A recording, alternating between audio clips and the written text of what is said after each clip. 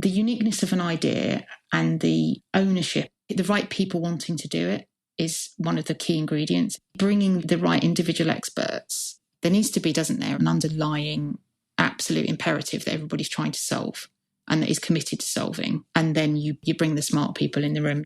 Without a real case for change and a real driver to do it, it's very hard. That sense of purpose is a massive, massive component, isn't it?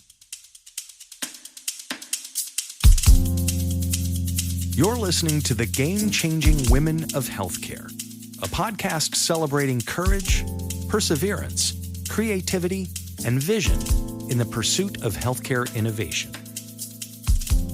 Join host Meg Escobosa in conversation with some of the most inspiring and forward-thinking women working in healthcare today. Meg goes behind the scenes to uncover previously untold stories of struggle and success in a notoriously complex and highly regulated industry. As the worlds of healthcare and technology continue to converge, and as women take on increasingly more important roles in both, these are timely tales that deserve to be told. And now, here's your host, Meg Escobosa. Welcome back to the Game-Changing Women of Healthcare. I'm your host, Meg Escobosa. This month on the podcast, we're celebrating International Women's Day, which lands on March 8th, which means we're releasing 4 episodes this month. Today, we're speaking with Lisa Emery, who's the Chief Information Officer at the Royal Marsden National Health Service Foundation Trust, where she oversees the Digital Transformation Program, and she's the chair of the NHS London CIO Council. It's been one of the real privileges of working at the Royal Marsden, actually, is that there's a fundamental unity of purpose in that organisation. Everybody knows why they're there and what they want to be there for. Lisa has held multiple roles with the NHS, which include CIO at West Hertfordshire NHS Trust and IM&T Strategy Program Director at West Hertfordshire NHS Trust. Lisa has spent over 30 years in healthcare. She began as a biomedical scientist, and thanks to an interest and passion for technology, she ultimately transitioned to healthcare IT. She's a really sought-after speaker in the field, and we're delighted to have her as our guest today. Hi, and welcome, Lisa. We're so happy to be speaking with you. Hi, Meg. Lovely to be talking with you too. Really pleased to be here. Could you tell us a little bit about your background, and you can add some that we missed that would you feel is relevant? And of course, I'm going to dive into some questions about your experience. No problem at all. So background's an unusual one, and I think it's a common theme running through NHS, National Health Service Chief Information Officers. If I'm honest, we all come from an incredibly diverse background. So I actually started out in science, as you said. So I got my master's in medical microbiology. So all things bacteria and viruses, which, as you can imagine, in the current climate, leads me to being asked about a lot more than IT quite often as well. So that's been quite interesting to get my knowledge going back over that from too many years ago, that I should say. So I started out there and then really just got interested. I've always had a real interest in technology and gadgets, and it sits well with science, I think it's fair to say. Really just kind of started moving into projects, putting my hand up, I guess, to participate in IT projects as part of my laboratory science world. I just became more and more interested really in that side of technology, and moved into project roles, which then just spiraled, as these things often do, into sort of more senior and more significant roles in IT. And I eventually made the move across from a scientific role into a full-time project role, which I did for about a year, and then completely out of the blue had an offer to go and work in the Middle East for a period to put systems in. And this was one of those things that was really just all of the stars colliding, if you like. So the requirement was for somebody that had a laboratory background, had knowledge of project management, and was willing to, jump ship and go across to the Middle East. And it was one of those opportunities where I just thought, this is too exciting not to do it. So I spent 2.5 years in the Middle East putting systems in there, and then came back and just stayed in technology, really. I spent some time on the National Programme for IT, which was a big UK programme looking to try and streamline systems across the healthcare system. So I worked in London then, and I've just stayed in IT ever since, but pretty much always healthcare.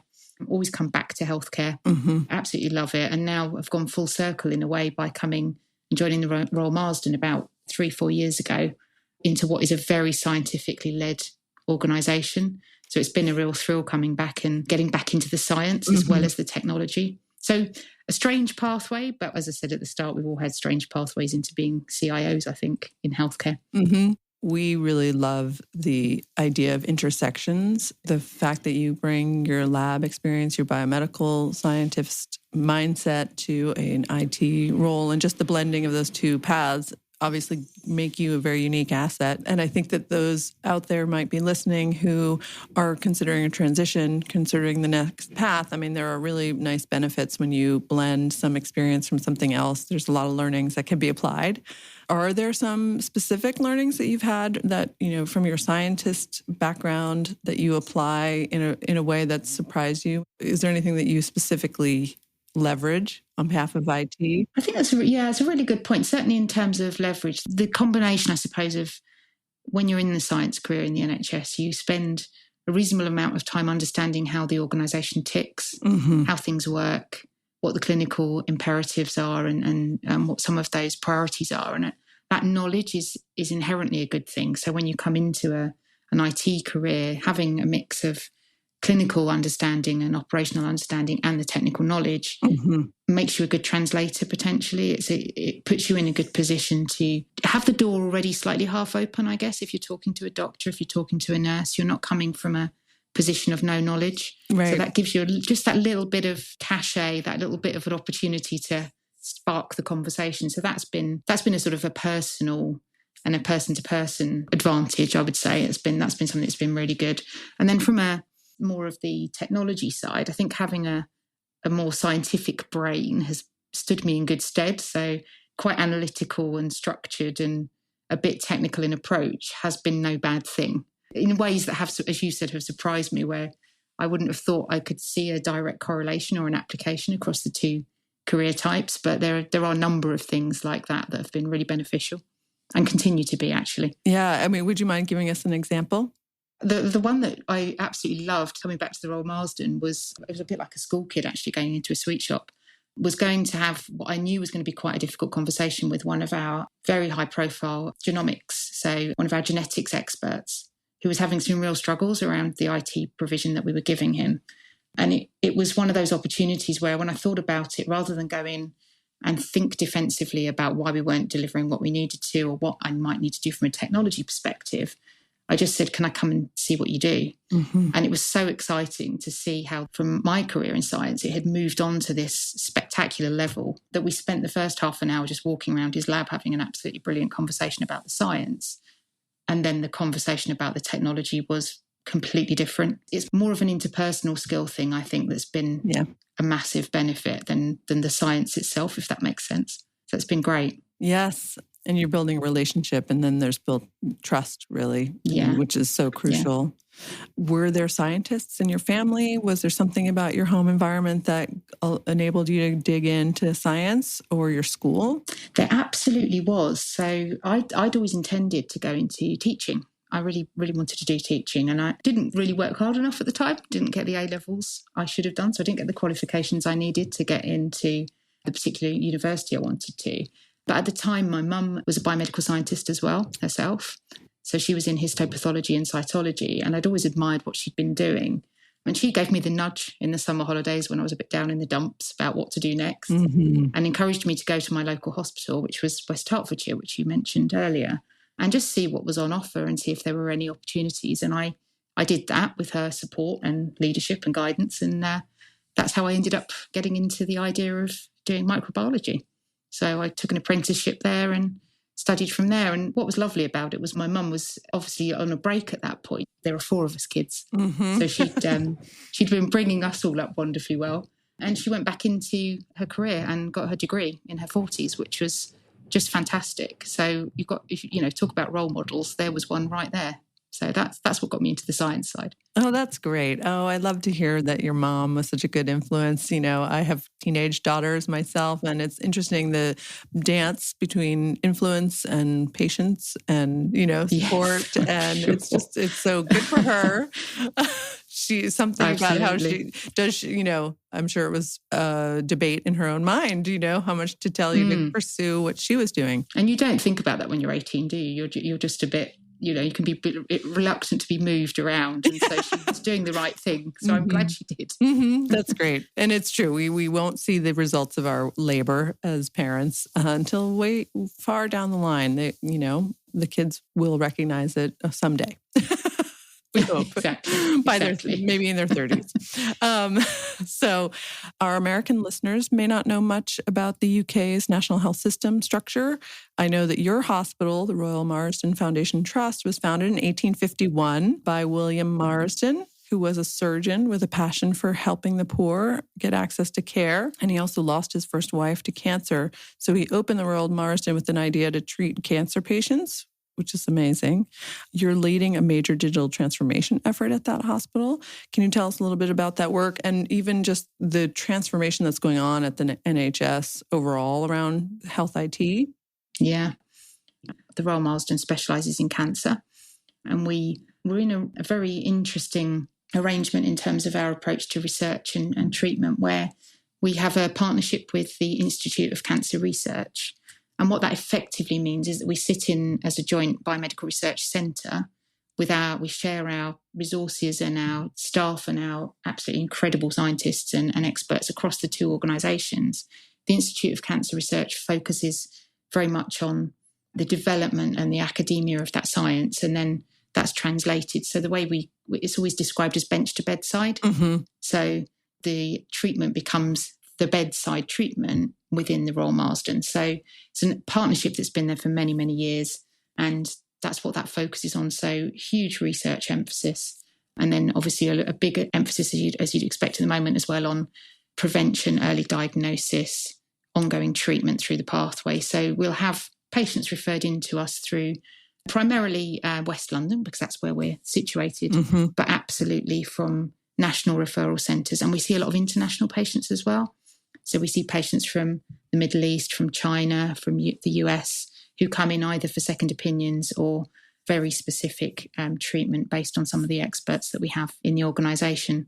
So it's at the moment what's happening broadly within the NHS and makes the technology aspect really challenging and interesting and exciting is looking at how we ensure that care is place-based for the person. So it's centred around the needs of an individual, and that all of those component parts I've just sort of not very well, but broadly described, are able to interoperate with each other and to share information and to ensure that what the person who's having the care gets is a complete end-to-end experience rather than repetition as they visit each of those component parts, if that makes sense. Let's do another test here that you've just had in this other department.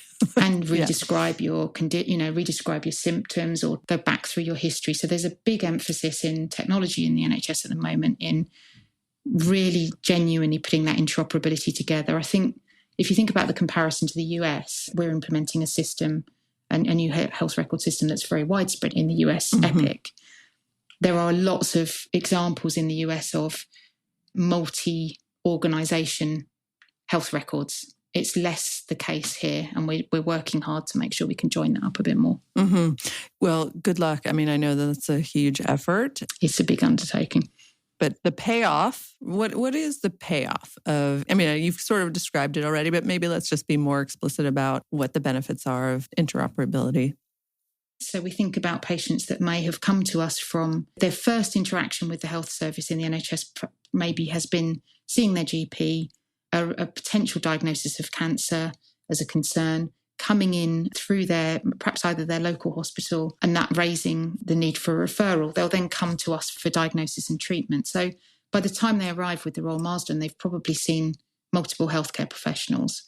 So to that earlier point, wouldn't it be great if as they come to us, we have all of that digitally to hand straight away to ease the anxiety of the patient, because we know that we have everything captured and in front of the clinician. Clinician can spend more time with the patient rather than gathering information, and we can be speedier to see them and to diagnose. So that's a core imperative really, is to speed up the time between a concern being raised and somebody being through diagnosis and into treatment. And then obviously the opportunity we have with our Institute of Cancer Research partnership is how can we make that period from arriving in the door to diagnosis and a treatment plan as short as we possibly can, and as painless and easy for that for that person at a very difficult time, or is a very difficult time of life, obviously a cancer diagnosis, as short and efficient as possible, and get them onto treatment. So these are the real world benefits of doing this better. Mm-hmm. Absolutely. The pandemic has impacted health IT dramatically and health systems overall. I imagine that you all had to do a lot of pivoting or prioritizing or speeding up your effort. Can you describe what that was like, the process of adjusting to the demands of a virtual workforce and just much more pressure on the digital function of the hospital? Yeah, it's had a huge impact, as you say, for really sad reasons. And a way a peer of mine describes it is that it is the period of time where we've been responding to COVID is just turbocharged the technology agenda, particularly in the health service. So we had to, from the practicalities, if you like, of just provisioning working from home for a large proportion of the teams, which was a huge challenge to everybody. I know absolutely everybody had the same challenge. To some of the practical elements around patient care, so implementing virtual appointments and the ability to do video consultations was a huge one. Some of the really impactful things would have seemingly quite small. Mm-hmm. So as an example, we had our charity donated a number of iPads, which we got out onto the wards quite quickly so people could have virtual visits with their carers and relatives. And those things that are seemingly quite small had such massive impact. Yeah. Just on a personal level. Mm-hmm. Human contact. Mm-hmm. Exactly that. And we had, examples of, for example, one of that I recall was a patient who was going in for a really difficult diagnosis discussion and treatment discussion. And because of the restrictions we obviously had, they couldn't bring as many people as they normally would with them. But we were able to put some technology in the room so that they could have their partner on the call at least and with them. And that was really important and impactful, I think. And then on a sort of scale level, we have, as a cancer centre, you spoke about it earlier, we have teams of clinicians all working together to discuss cases and talk about treatment protocols and things. And that's across not only our hospital, but 3, 4, 5 other hospitals across, 30 or 40 different types of care. So we had to send them all virtual as well. You're right. Which we did in the space of a week, but was unbelievable. But what was really amazing about that, it's one of those great change agent things, isn't it? So where we'd had real reluctance to move that kind of a discussion from a room full of clinicians to a virtual footing, suddenly necessity meant that everybody had to do it. We got some grumbles and some groans, but it was adopted incredibly fast, and now it's de facto how we do things. And if I discuss with them whether there's any chance they might like to go back, absolutely not. So accelerated change through necessity has been very interesting. Amazing. I know. And that's really the silver lining of this difficult, horrible experience that we've all lived through. The resistance, because health IT is often change management. Absolutely. You're asking people to adapt the way they work because it's such a fundamental part of how information is shared and managed. So we don't appreciate it's not just a technical job. There's a leadership, change management, process, innovation component. Maybe you could share some of your insights and learnings about change management and how you get an organization to a new place and how they work.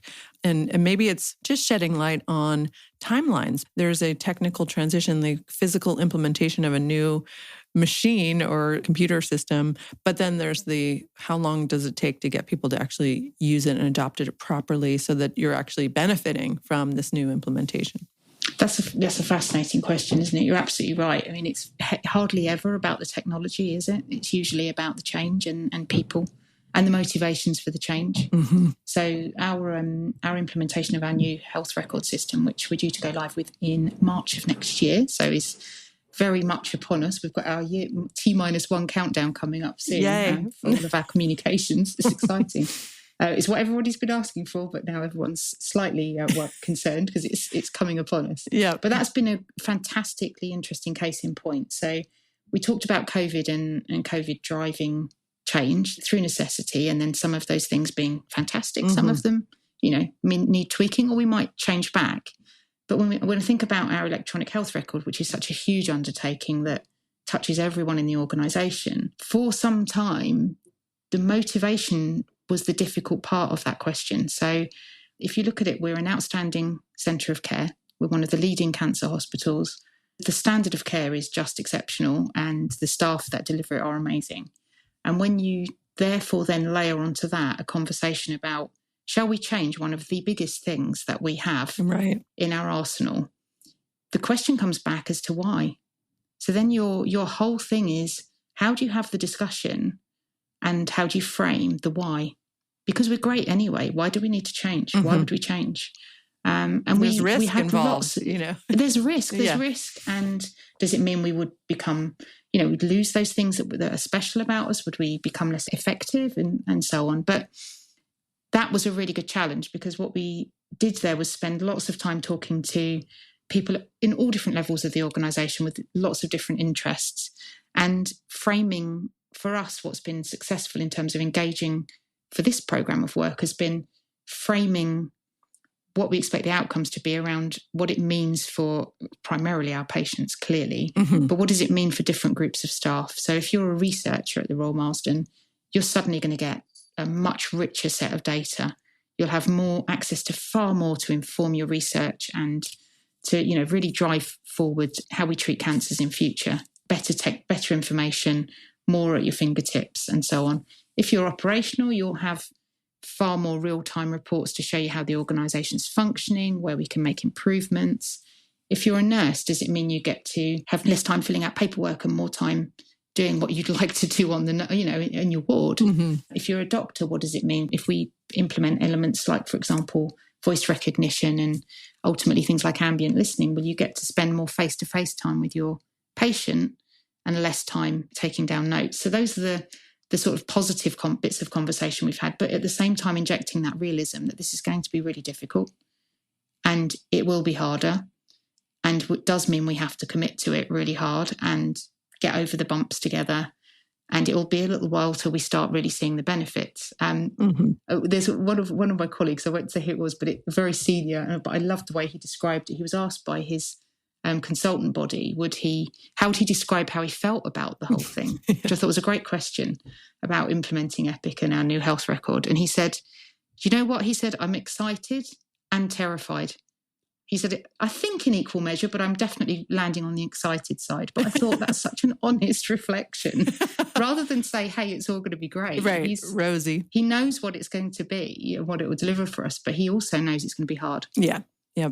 And I think you've got to be honest with those conversations. Well, and it actually makes me think that when you take any big leap, there is just a natural risk and scary moment there. So you have to have a leap of faith. You have to believe that it's going to work out. Otherwise, how are you going to do it confidently? And confidence makes a big difference in terms of outcomes. It does. And also thinking about how you position a program like that. So, timescale wise, we're being relatively aggressive with our timescale.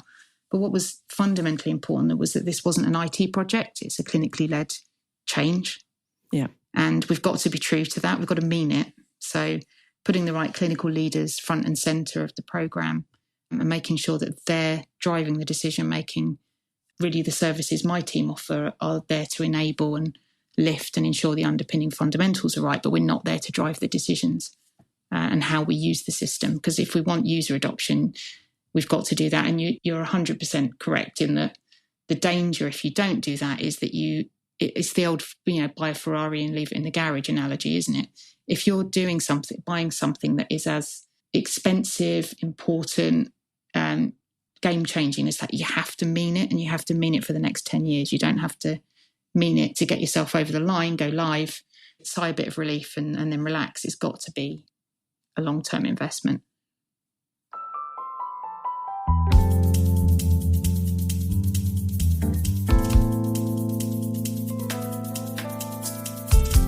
Something like this requires a great deal of leadership skills. Can you reflect on your own leadership and how it may have changed over the years and what you've learned about leading in this kind of an effort, something that impacts the entire organization? So just share some insights and learnings from your experience as a leader. Gosh, I've learned so much because partly, if you think about it, never having intended to get into this kind of a role, you just learn, you're learning as you go along, aren't you? And obviously picking some really fantastic role models and mentors has been hugely important. But even just for me, it's been just really taking insights and good criticism and guidance from people, because if I think to my last CIO role, which was also my first CIO role, it was the first time I'd also been on an executive team as well. So in a lot of respects, as a woman in a sudden leadership role in IT, first executive post I'd ever done, I felt really quite at sea. You know, it was one of those things of, well, who am I? How do I behave? Yeah. And then you've got the old imposter syndrome. Should I be here? Right. What do I do? And I had to take it on board that I needed to ask for help when I needed help. So offered coaching, take some coaching. That was really helpful. Find some really good mentorship, as I mentioned, and really learn from both positive and negative experiences. So some great leaders that I've worked with who have delivered, amazing insights and help and been fantastic role models. But I'd also, and I've always said this to people, learn from the things that didn't go so well. So be willing, to take on the chin if you've done something that didn't quite work out. Go and ask some serious questions about how and why and what you could have done better. But also learning from people who maybe you wouldn't necessarily choose to follow from a leadership perspective, but you still learn. You know, I've definitely had experiences where I think I would not have done it like that, but there's always been some nugget that I'll have taken from it. What I've learned over time, particularly in this type of role, is that having moved from kind of practical science into program management, where I've been very, very hands-on in those roles, I can directly influence everything. You know, I've got the control. I can get things done. So then, as you get into more strategic leadership roles, realizing you can't and you shouldn't be either. So it's all about your team, then, isn't it? So learning and giving, really being critical of yourself, of backing away from things that either you shouldn't be doing, you can't do, and someone else can better do, and really feeling that sense of trust that you've got the right people around you to get it done and to do it really well. That's been a very big learning curve, and I've had to sit myself down a number of times, less so as I've got older, but certainly to say, back away, let people take some risks, have their backs, make sure everything overall is okay, but you've got to let people learn and grow. So I know people took a risk on me through the course of my career. I now try really hard to make sure I pay that back, if you like. Yeah. And then the other one is really listening to the people that use your services or the people that need to use the things you have. So I've done it in the past. I've been very guilty of bowling in with what I think is a wonderful piece of technology, which is going to change, game changing or change the way you do things. You'll love it. It's amazing. And come in, 5 weeks later and it's covered in dust because I haven't actually asked that person or that group of users what they want. I just think I've solved their problem before I've even walked in the door. And that's a hard lesson because it feels like criticism, but actually it's just you not starting in the right place with going and talking to people about what their problem or what they're looking for, and then do your job, which is come with suggestions after that. So listening rather than jumping straight into solution mode has been a big one. I can really relate to both of those examples. Certainly, even the first one, just letting your team step up and deliver, and the learning that they will go through by stepping up and knowing that it's on them to. I mean, you're there in the background, and you're there to support them, and you'll make sure that everything goes well. But on the other hand, it's their opportunity to step up and their responsibility. And so when it's like that, they know it.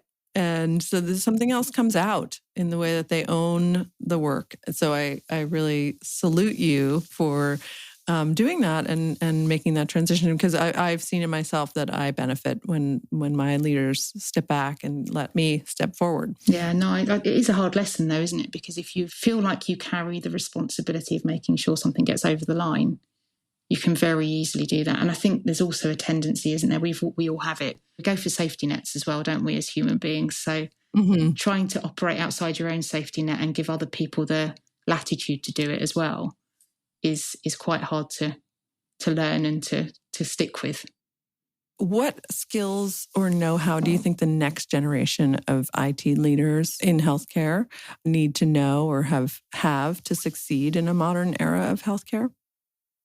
This is a really interesting one, isn't it? Because I think it is moving along. And I have this conversation with, particularly actually with female colleagues and with people coming through from sort of school and university age. I think there's been a tendency, and it's been particularly the case in the field I'm in, of looking at future IT leaders as needing to be technically adept and focusing very heavily on the IT component. What you see more and more, and certainly I've seen it even in my own time in the evolution of the CIO role in the NHS, for example, is moving that role, that strategic role, more to a transformational type of individual. So somebody that ideally sits on the board, works with colleagues to make decisions and help make decisions that are holistic, talk about the whole needs of the organisation, and not necessarily, whilst understanding the technology clearly and being, having deep knowledge and the right team around you. Really, it's more, can that individual understand business needs and requirements and translate those into the technology that needs to be delivered? We're moving towards that now. So we're moving more away from a sort of more traditional IT director type role. What I think we're possibly failing at, and not possibly, we are failing at, is starting to get that message out more. So if you're coming through university, coming out of college, what are those opportunities? How do you aim towards these kinds of roles? And actually, do we pay enough focus to the fact that some of those soft skills are just as important as the technology understanding? And encourage people with, you can learn both, absolutely, but you can learn technology.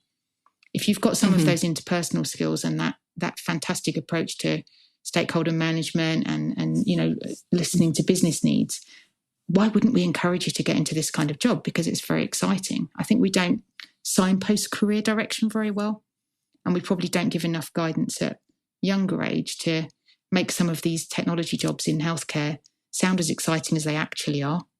Right. People just have a superficial understanding if they're not in it. So it tends to be the case. Yeah. You tend to rely more on either knowing a sort of word of mouth or knowing somebody who's been in a role, you can't be what you can't see. And I just think we could do more. And so I try to get involved in opportunities where I can to go out and promote what we do in healthcare IT and talk to people about those career opportunities. But I think we need to get a bit better at it from schools, really. I know that you really believe in the notion of hospital leadership really reflecting the population that you serve and the diversity of the population. What are some of the challenges or barriers in achieving that goal? And what more do you think we can do to draw more people in? I know we're sort of just getting to that topic.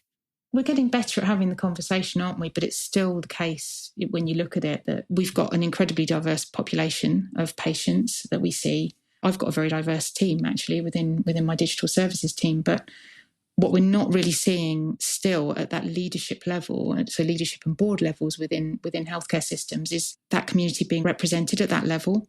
So for whatever reason, we are failing people coming through on those sort of lower grade jobs, being able to see that path to leadership.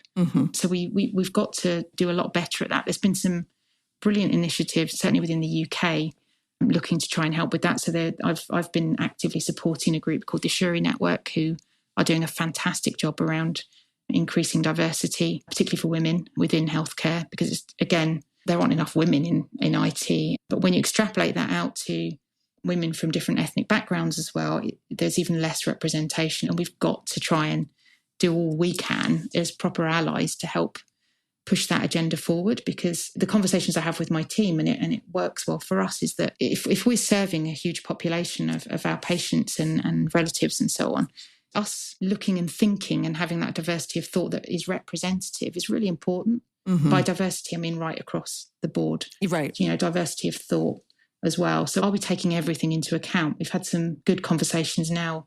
If you look at some of the innovations in healthcare around AI and algorithms and things, and making, the chance that you can introduce an inherent bias into those as an example. So we've got to get smart at how we do it. So it's on all of us. I think that's the important thing, Yeah. Yes, I'm a white female in IT. I'm relatively rare, but not comparatively. The best thing I can do is be a genuine ally.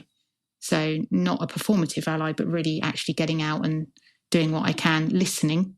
What is it that people need to get on, and how can I help move that agenda forward. It's on everybody, isn't it, to try and take this forward. But we do need to see positive action, I think, from leadership teams within organisations to make sure that we really are driving that agenda forward. It's very difficult, isn't it, if you think, I know it was for me when I walked into an IT career, there were hardly any women in the room when I walked into that scenario, and I've had great support and help.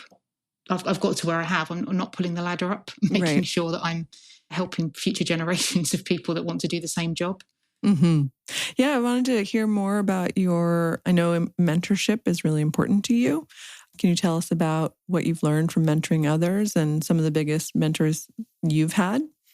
It's such an important component, isn't it? So I've had some amazing people that have really looked out for me over the years, particularly coming, I think, into what was a very new area for me. So when I came back from the Middle East, back into the UK healthcare scene, and everything was quite up in the air, and it was a big new programme of work.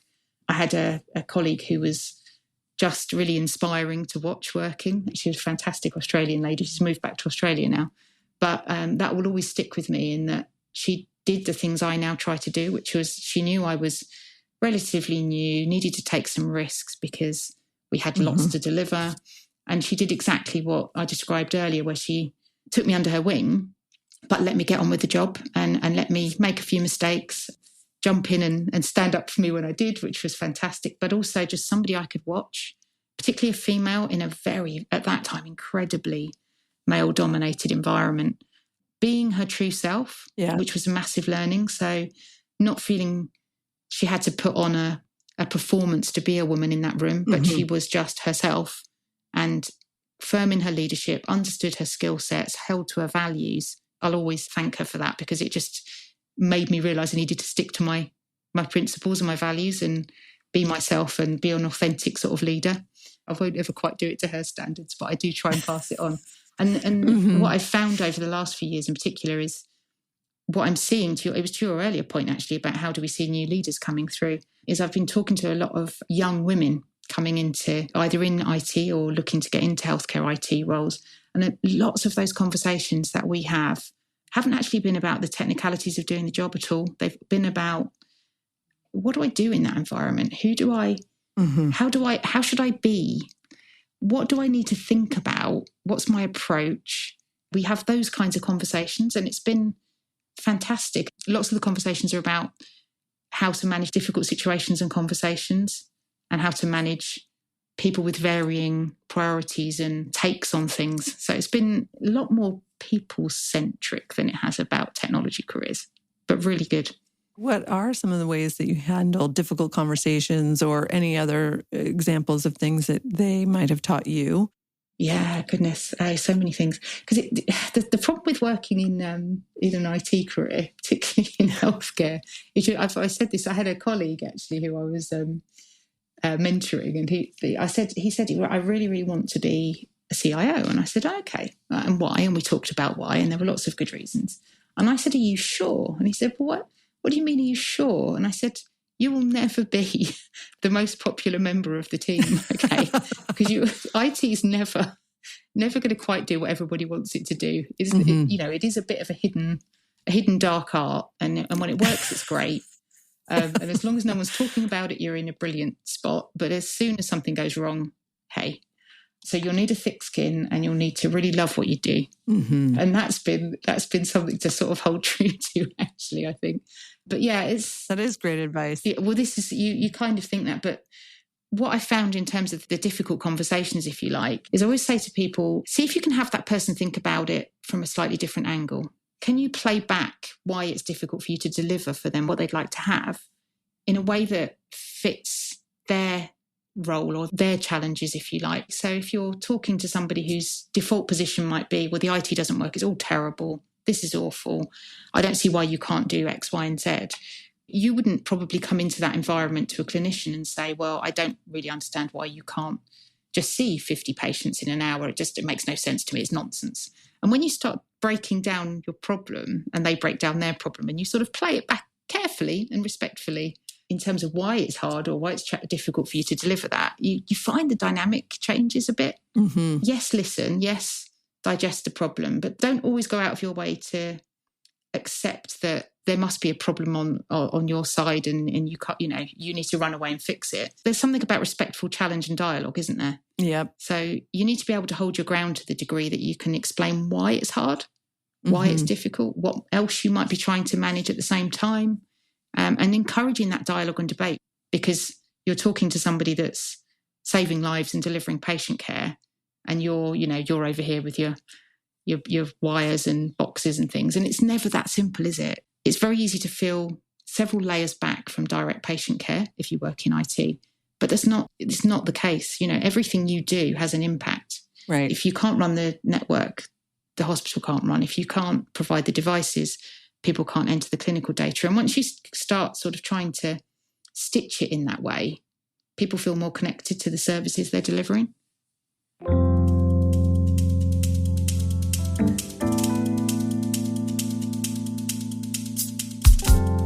What risks have you taken that ultimately did not work out? And what did you learn from that experience? And how does that inform how you operate today? That's a really good question, actually. A good example, without getting into too much detail of it, is probably something we really pushed to do in a role I was in before that we absolutely needed investment for and was the right thing to do. And we went, hell for leather to make it happen. And we were let down by what was then delivered. And when I look back on it, it's still the right thing to have put time, investment and direction into. But I probably would have asked some harder questions and not had quite such optimism bias around how it might work out. And in terms of what it's made me look at now, I probably wouldn't go down the same route to deliver the outcome as well. I have taken on the lessons from what I was probably incredibly enthusiastic about and had a bias towards thinking would work, just because I genuinely believed it would, and been a little bit more critical and consulted more widely on reasons why it might not. Mm-hmm. Yeah. You had the optimism, but you're essentially saying you needed to bring a little more skepticism to the I think process. So. Generally speaking, if you tend to have the attitude that if I really want to make it happen, I will make it happen.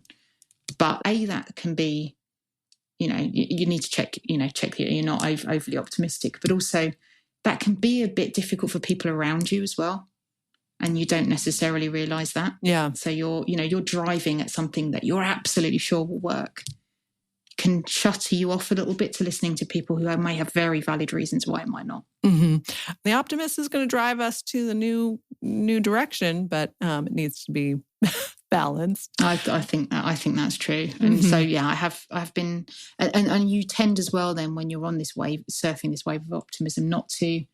So if you're in a group setting, and it's harder, isn't it, now we're virtual, but when you're in, big program meetings, or I try and make a conscious effort now to look around the room and make sure everyone's got to have a say. Right. Because sometimes those most quiet and insightful and reflective people are just taking the time to then make a point. Right. You can allow that to get swept away if you're not careful. Mm-hmm.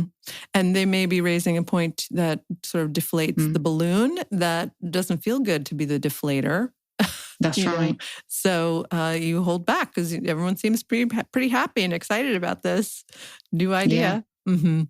And it goes back again, doesn't it, to what we were talking about earlier around having genuinely proper representation as well, because you may, if you surround yourself in that bubble of people that look and sound and feel and say what you do, you will miss some hugely important things. Right. And, in our work in innovation too, we want to create a space for the idea to be explored, but then there has to be an analytical time. We separate those two steps. We generate ideas in a certain mindset where it's don't judge, don't criticize. And then we come back to that and we use some analysis and we, informed criticism, so to speak. Yeah. So there's value in both of those steps. Definitely. When you think of innovation, what comes to mind?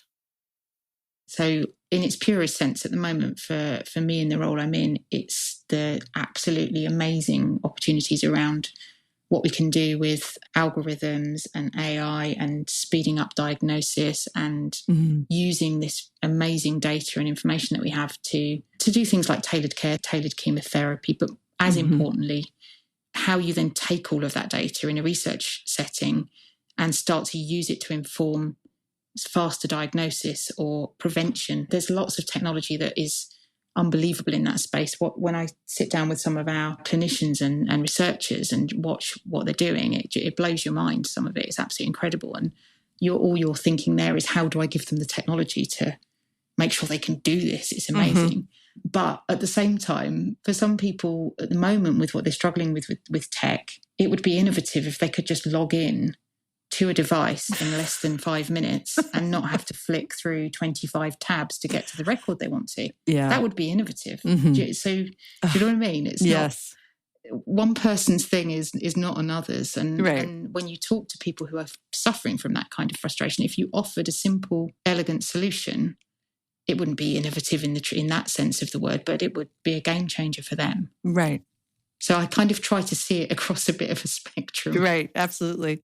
What is one of the most exciting innovations in the healthcare industry from your perspective? So I think from what I've been seeing with the teams we've been working on at the moment, and it's very particular to the setting I'm in, I guess, I think it's the opportunities now around bringing together the various elements of research and treatment into a single space so that you can start treating cancers and patients in an incredibly specific way. So if you bring pathology, you bring blood results, you bring scans, you bring all of the amazing diagnostic work that's been done into a space, into one place, pull it together, the power of that data together versus being analysed separately has got the capacity to completely change the way that cancer's treated. So that's for me is the sort of innovation that I'm incredibly excited about at the minute. And it's not my innovation to be in the middle of, but it's certainly hugely influenced by technology delivery. So really excited to be part of it. Mm-hmm. From a patient perspective, it is thrilling to think that, yes, all this data can be used to help get us insights and knowledge and clarity about what's happening. Exactly. What do you believe are the most essential ingredients to healthcare innovation? Oh, that's a good question, isn't it? Well, clearly funding's important, but it's not the only thing, is it? The uniqueness of an idea and the ownership and that, the right people wanting to do it is one of the key ingredients, isn't it? So bringing the right individual experts under an absolutely collective banner of the reason they want to do it. Yep. There needs to be, doesn't there, an underlying absolute imperative that everybody's trying to solve and that is committed to solving. And then you bring the smart people in the room, don't you? Without a real case for change and a real driver to do it, it's very hard. It's great to have all these fantastic ideas, but to actually make it happen, you've got to have that really committed group, haven't you, that understands why they're doing it and wants to do it. It's been one of the real privileges of working at the Royal Marsden, actually, is that there's a fundamental unity of purpose in that organisation. Everybody knows why they're there and what they want to be there for. And it makes driving innovation still challenging for all the other reasons we've spoken about today. But that sense of purpose is a massive, massive component, isn't it? Lisa, thank you so much for making the time to talk with us and to share your insights and experience with our audience. It's really wonderful, and I know people will really benefit from hearing your story and your perspective, so we appreciate it. Thank you. No problem. It's been lovely talking to you. And thank you to our listeners for joining us today. If you enjoy our show, please consider leaving a rating and review wherever you listen. It helps us reach new listeners. And if you know other folks who might enjoy it, please spread the word. To find out more about the Krinsky Company, check out our website. See you next time.